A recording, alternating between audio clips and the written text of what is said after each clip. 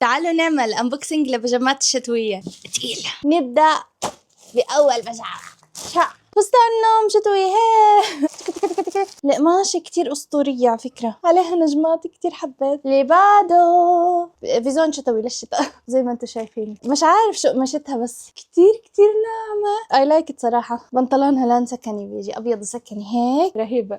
next اوكي ماركة لافيت، بعرفش إذا بتنحكى هيك. البيجامات الشتوية اللي جبتها من عندهم هاي وكمان وحدة نفس القماشة. هاي القماشة أسطورية عندهم وبتحسوها كتير كتير كتير كواليتي. مليون من 10 بعطيها. أحلى وحدة بيسك بيجامة، قماشتها غير عنهم كلهم. هيك بتحسوها القماشة المعروفة للبيجامات الشتاء.